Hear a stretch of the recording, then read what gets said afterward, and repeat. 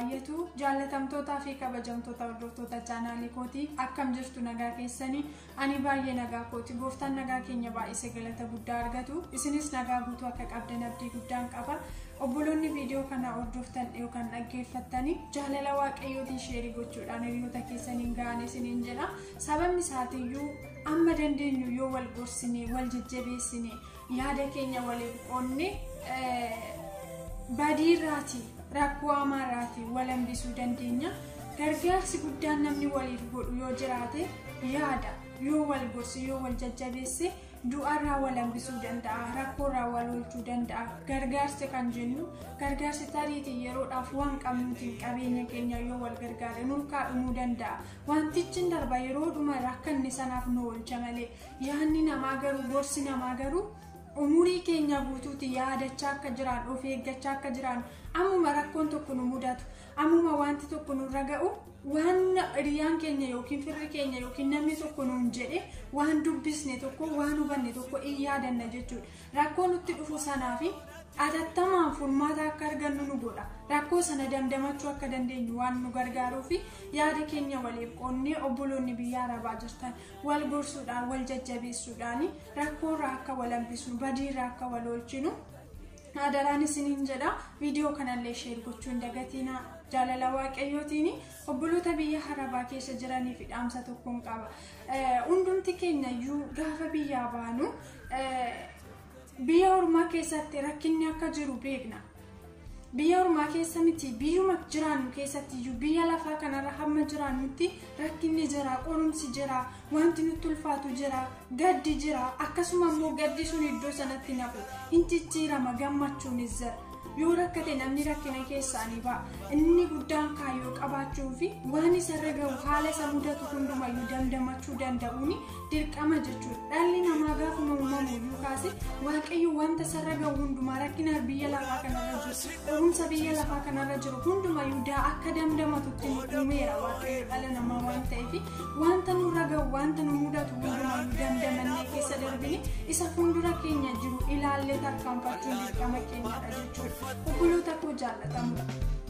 rakkoon tariitii biyya ormaa keessatti isin mudatu jiraachuu danda'a akkasii yaada yeroo isiniif ta'uu dhiisu jiraachuu danda'a karaa adda addaatiin faallaa isinitti yaada yookaan faallaa isinitti abjoottanii fi yeroo isin deebii argattan jiraachuu mala inni kun hundumti yommuu akka darbu dagachuun qabdan rakkoon har'a isinirra gahu guyyaan har'aa buru miti inni har'aa kun har'uma darbee har'uma hafee dhiistanii keessa darbitanii guyyaa boruun immoo isin wanta biraa baatee kanaaf rakkoo isinirra gahu wanta isinitti hin tolle wanta isiniif hin mijanne waan isin mudate ilaaltanii murtoo hin taane obboleettiin kun baay'ee tokko na gaddisiiste dhugaa dubbachuudhaaf hedduu na gaddisiiste daa'ima caalatti yoo biyya ormaa keessatti gammachuu qabaachuudhaaf ishee jireenya ishee dandeessu biyya ormaa keessa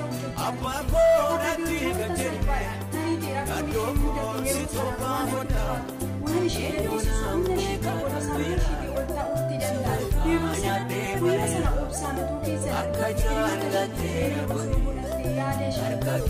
kun hundumtuu ishee danda'u baay'ee tokko yeroo wanti hundumtuu taane gara lubbuu keenya lubbuu taane keessa yaada taane keessa godhuu illee boqoteera deebi'ees waaruus ta'e dhaga'uu danda'a garuu maatii keenya barbaaduu danda'utti qaba obboloota koo jaallatanii haati keenya abbaan keenya obbolaan keenya taayitii immoo namoonni dhalli qabdan jiraachuu dandeessu dhalli keessan maatii keessan isin eeggatu Bayesa kesanane wanni barbaade haawani wanti isaba ke utume afiki safojote abdi keessa fuulatti kaawwachaa utuman kaku engadu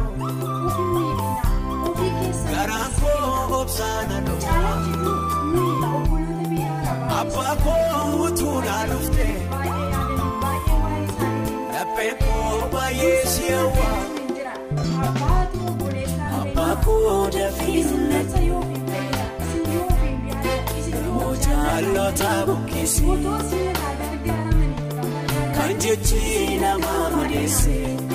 waan qabdanii miidhansee argaman Rakkoo fayyisi keessatti gara keeraa barree madiyoo baay'ee leeyya eebeekaa ilaalee garaagaraa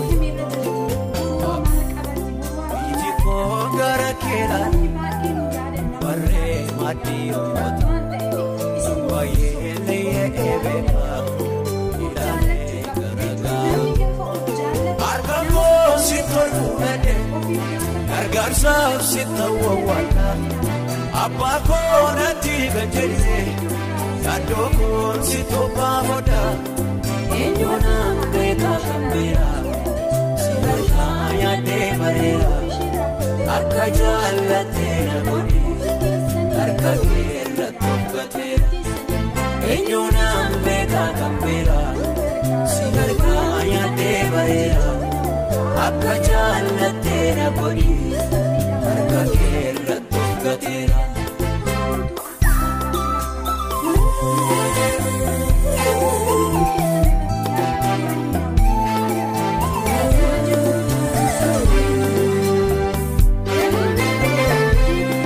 Kalabbaan koonaa fiixate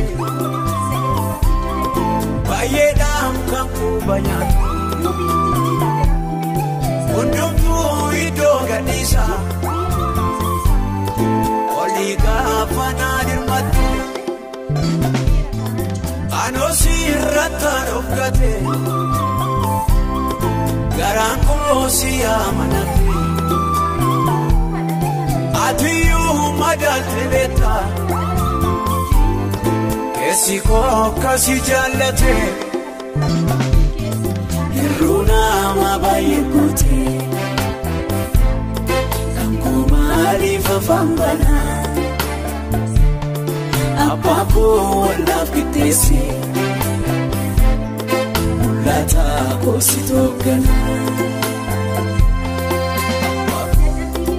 iji koo gara keeraa barree madiyoo baay'ee leeyya eebeekaa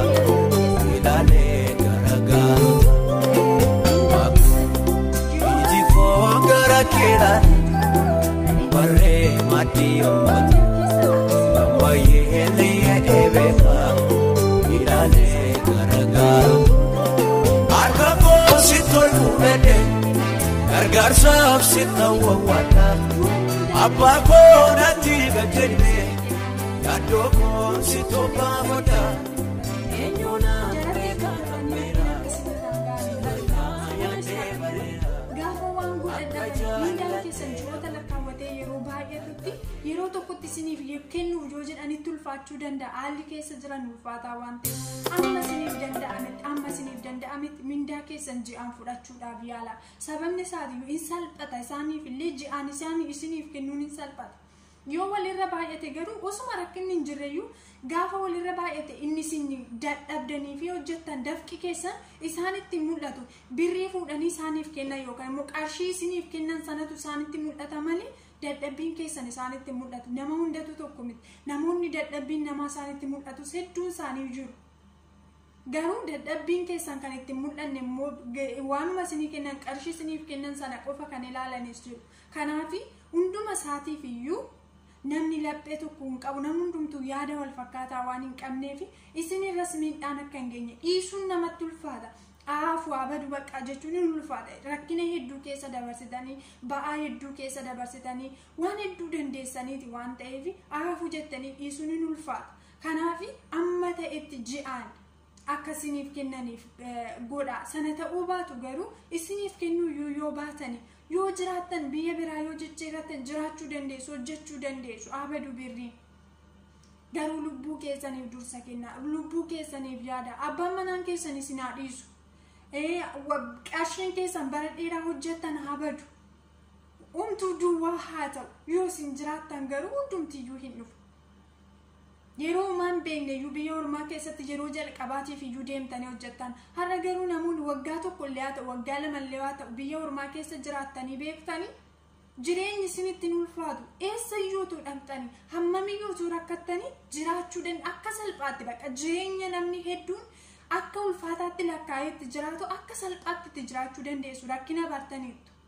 haalatti namni jiraatu bartaniittu haala qusannaa bartaniitu waan hedduu isin barsiiseera, waan hedduu nu barsiiseera biyya Arabaa. Golli namaa waan hedduu nu barsiiseera. Beelatti hin dandeessu, dhibeetti hin dandeessu, dhaabatti hin dandeessu. Waan hundumatti waan dandeessaniif rakkoo isinirra ga'u gara fuulduraatti illee dandeessanii haala ittiin keessa darbitan waan qabdaniifi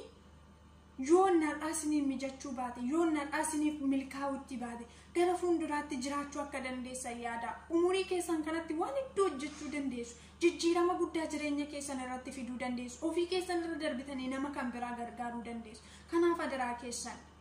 lubbuu keessan irratti murtoo hin taane fudhatina. Abadu wanti badi humtuu aafu lubbuu keessan irratti murtoo hin fudhatina. Adaraa keessan obboloota koo baay'een gaddaduu obboleetti kanaatti hedduu gaddeera.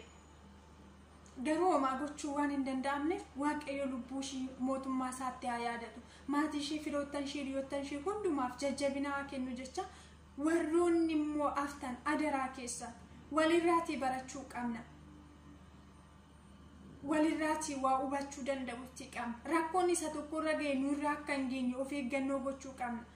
Wanti dura nuuf hin mijanne illee yoo jiraate wanticharraa barannee gara fuulduraatti jireenya keenya mijeeffachuu danda'utti qabna. Adaraa keessan lubbuu keessan irratti murtoo hin taane fudhatina. Ofiin miidhina dursa ofiif kennaa. Hundumaa dursa ofii keessaniif, lubbuu keessaniif, mataa keessaniif dursa kennaan dhaamsa kooti. Waaqayyo hunduma keessaniif nagaa guddaa haa kennu. Obboleettii kootiif Waaqayyo mootummaa isaatti ishee haa yaadatu. Maatii ishee jajabina haa kennu isiniin jecha of eeggannoo guddaa godha. Waaqayyo isin haa eebbisu. Waaqayyo bakkuma jirtanitti haaluma keessatti